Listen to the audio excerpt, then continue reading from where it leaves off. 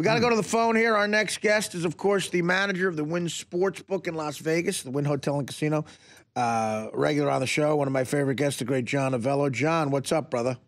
Hi, Artie. I'm doing well. Bowl season begins tomorrow. That's right. So you are, I mean, it seems like with sports, I remember in the old days, there used to be a lull every once in a while. There is no lull, right, man? I mean, you got bowl season right into college hoops in full swing, March Madness, Super Bowl, then March Madness, and then baseball season. There's no lull, is there?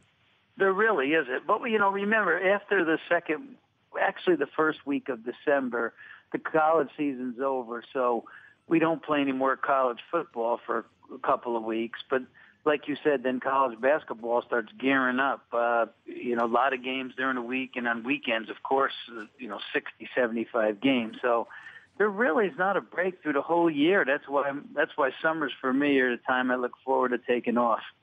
The Auburn game. Now, who's Auburn playing? In the national championship? Yeah, Florida State. Auburn, Florida State. What's the line you have on that? We opened that game at 9, and now we're at 8. So we've got the full point. A lot of action against Florida State, huh? Well, yeah, early there is. But, yeah. There'll be a lot of money on that game, and most of that money will come in the day of the game or, the day prior. But so the money we have right now it's a good piece, but nowhere near what we're going to take in overall. What do you think that line will get to?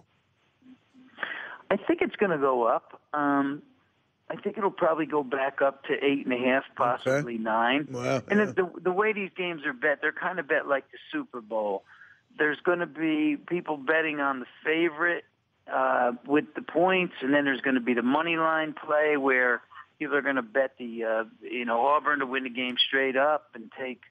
The price on that's like $240 right now, plus almost 2.5 to 1. So that's what they're going to look at, thinking Auburn can win the game straight up. So I expect the money line to grab a lot of Auburn action. I like that. I don't know why. I like the money line Auburn at 2.5 to 1. I like that a lot. I think Auburn's capable of surprises.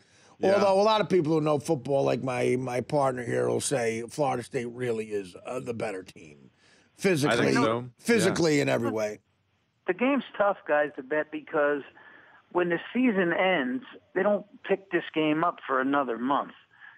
So if they played it the very next week, I think you'd have a real strong opinion on one side or the other. But since they don't play for a whole month, things cool off, momentum changes, suspensions for some of the kids get suspended. There's a lot of changes take place over the course of that month. Well, and you got two head coaches that are offensively minded guys, and Jimbo Fisher and Gus Malzahn.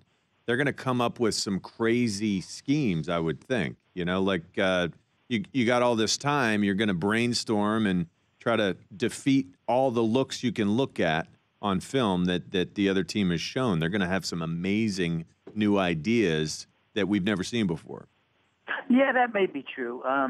One thing I noticed about the teams during the course of the season, Florida State was slow starters at times. Even against Duke, you notice how they didn't really get it going offensively till, after the first quarter or so. And they did that a couple games late in the year.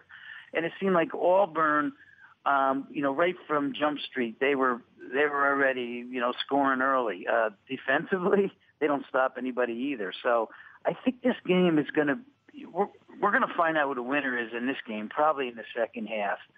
Because I can see this game starting off tight. I could see both teams going blow for blow, and then whoever has the ball last winning. I could see this game going a lot of ways, but I think it's going to be a really highly betting game on my end. Now, who's Alabama got then? Oregon? Who's Alabama playing? Oklahoma. Oklahoma. What's the line on that? That's huge. They're a 13-point favorite in that game. Yeah. I don't know. This is another game when you're handicapping or when you're making the odds on a game like this. You say, Alabama's goal is to win it all. Yeah. So here they are in a spot where that can't happen. But Nick Saban, we know what he's all about. He'll have them prepared and ready to go. And then Oklahoma's they've had a really good season. So I can see both teams coming to play. I think Alabama is the play there because I really think Saban's going to try to make a statement. I think he's going to run it up if he can. Sure will. You know what I mean? I think if he never doesn't. Well, that's true. And now he's got more of an motivation to do it than ever. You know, look, guys, frustration, a fluke play to end the game. You know, I'm not getting any respect from this crap system we have. So guess what? Yeah, you may be looking at a close game in the bowl that decides it all. But I'm going to show you here and win 63-2. You know, on my side.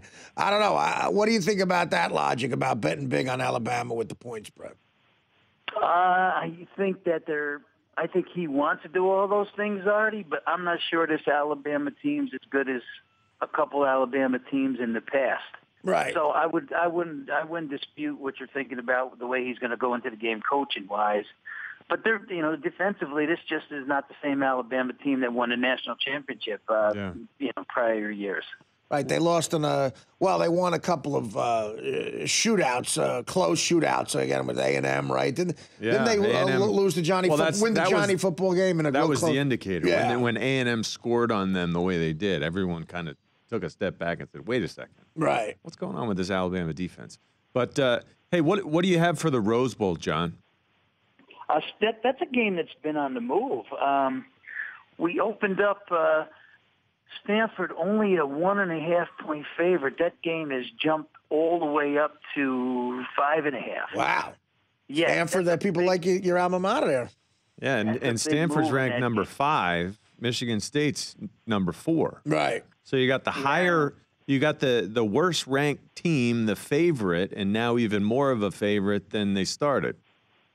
Right. Well, you know, maybe when you look at the Pac-10 versus Big Ten, maybe Pac-12 versus Big Ten, I think Ohio State losing, and they were supposed to be the top team, and now people are thinking maybe just maybe the whole Big Ten's just not, even the top end of it's now is not as good as as some may think. So, and then let's face it, Stanford they beat some of the big bullies. I mean, this team seems the faster you are, the better they play you. But Michigan State's more of a defensively minded team. Yeah. They're not a team that runs up the score, so maybe this game will be close. I have a point of view that's a little distorted, I would think. I have a bias there, but given all this time to prepare, that Stanford offensive staff, much like Jimbo Fisher or Gus Malzahn, I think they're going to have some crazy looks and have some really productive early offense. Well, I think it's going to be interesting to say the least, and I do think Alabama's going to be fired up for some reason. I like that game. We gotta take a break. We got a busy Christmas show, but listen, John, you have a great holiday, my friend, and we'll be talking to you after the bowl game and talk to you some college hoops and everything like that. But I wish you a healthy and happy New Year. Okay, buddy? Thank you much, guys. Same to the listeners. Thanks, Have John. a good holiday. The great John Avello knows everything about everything. Not even a little about everything. Everything about everything. You're right. Okay, we're going to take a break. Come back with some more chef news. The Artie Lange Show. Weeknights on Audience. Only on DirecTV.